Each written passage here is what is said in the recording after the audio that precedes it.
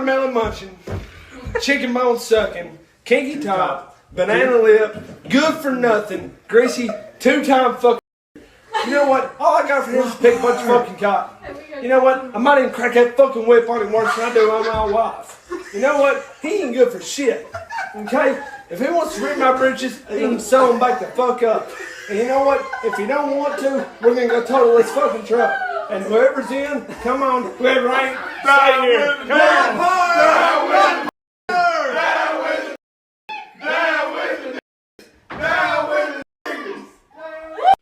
For a while now, I've always said I wonder what it would be like to be a fly on the wall inside of a home filled with a bunch of white people when there's no black people around, and what they truly and honestly think of us when we're not in their presence. This video right here that is making its rounds on social media thanks to the I See Racist Twitter page is evident of that.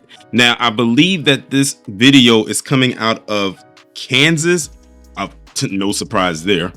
I don't know who the person is in the video, the first person that we see in the video that you see in the screenshot while the video is playing, but you see he's right there and he's basically talking about, you know, black people, of course, because we're always on their mind. That's why I always say that we live rent-free in their minds no matter what, whether they're in our presence or if we're not, especially when we're not. And you see that all the time, especially on social media, but definitely on Twitter. So he's on there talking and he's basically saying a whole bunch of stuff, and then he says, you know, of course, the N-word, and he says it with the hard ER.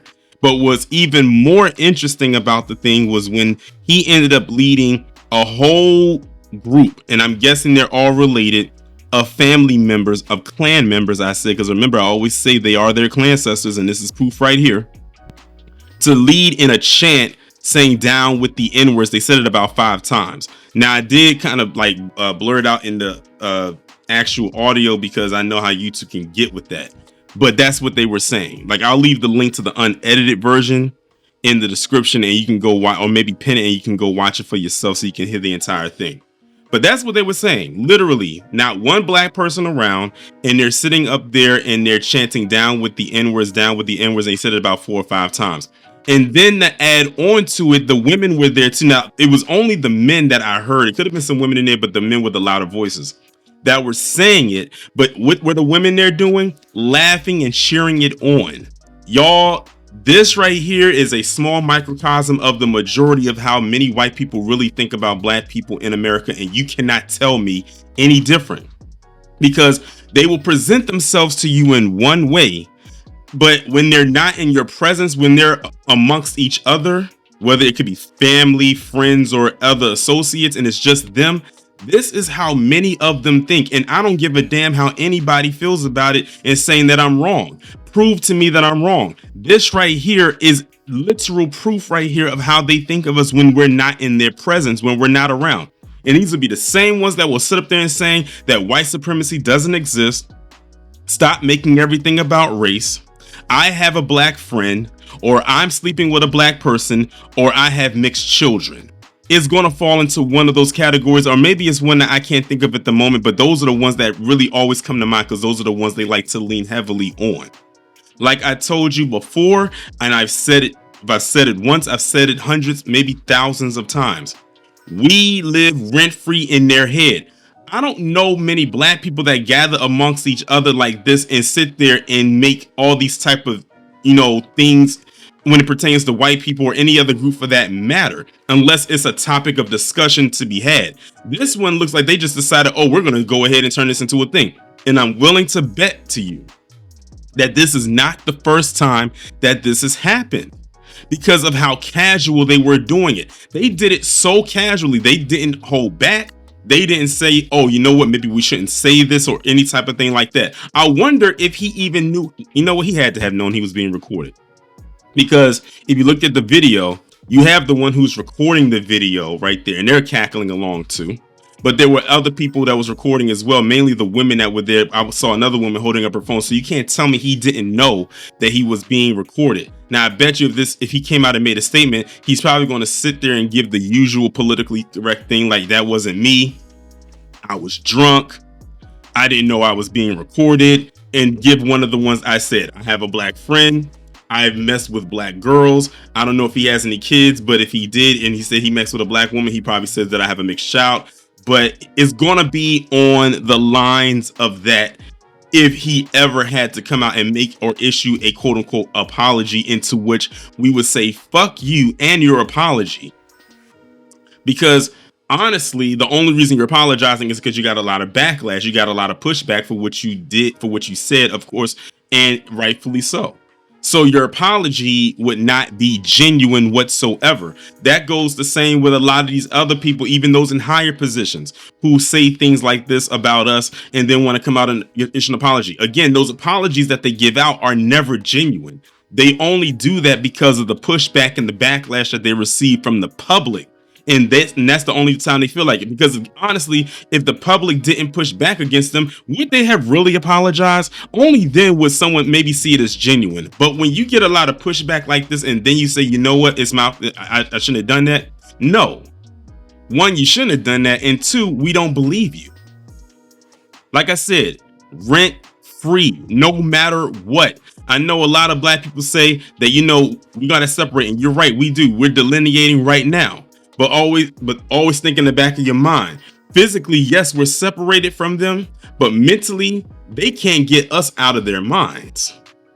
They cannot, for some odd reason. We are always on their minds. This video right here that you just saw is proof of that. There was not one black person around when they did this. And then I bet you they're going to go run. They, like I said, done this before the video went out there. And they probably have black friends or associates that they laugh in their face all day. And in the back of their mind, they probably saying they have no idea what I'm really like.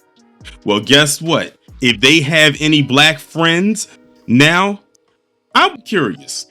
What would the black friend have to say? And I say black friend singularly because whenever they say they have a black friend, they mean that. It's usually just that one black friend. It's never friends. Plural is usually that one. Just think about it. And I always wondered that too. And I know y'all probably seen this if y'all have gone out in public, where you've seen not videos, but people go out. It could be to anywhere. It could be a sporting event, a party, whatever. And you have maybe like 6 white people, and that 7th person is that one black friend. It could be a guy, it could be a woman. And it's usually that. I see that so often. And I'm sitting there saying to myself, I wonder what their friend, no, I wonder what, if I was in the mindset of the black friend, I would be sitting there wondering, what are they saying about me when I'm not around?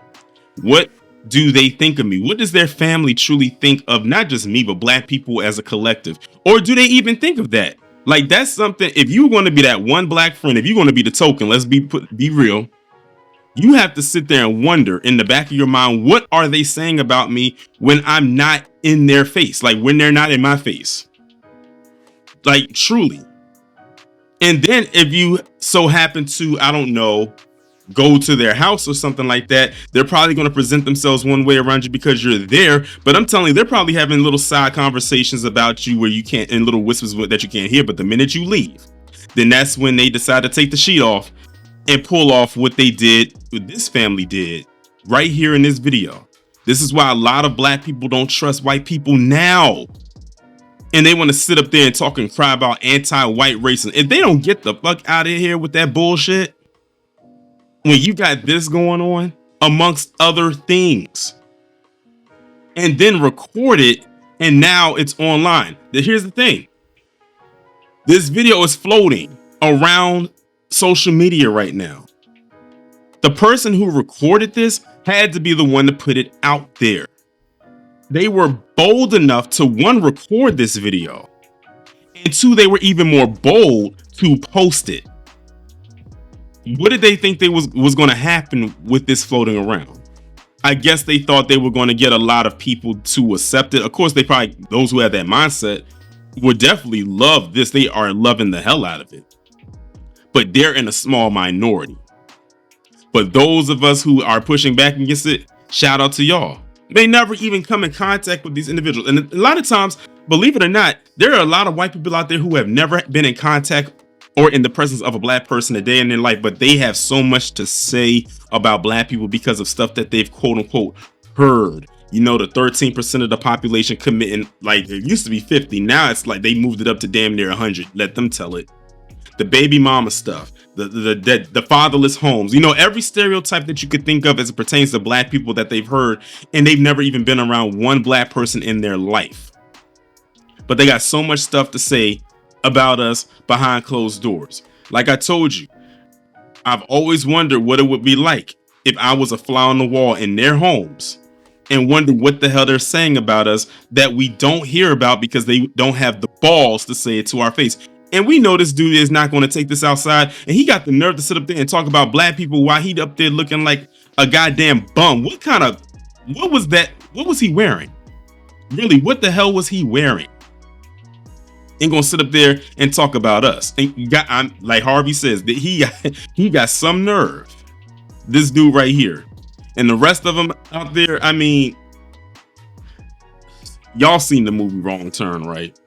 Y'all seen the movie The Hills Have Eyes. If you're understanding picking up what I'm throwing down, you pretty much get the gist of it. I wouldn't be surprised if they were, well, you know, engaged in that type of activity at least once in their lives.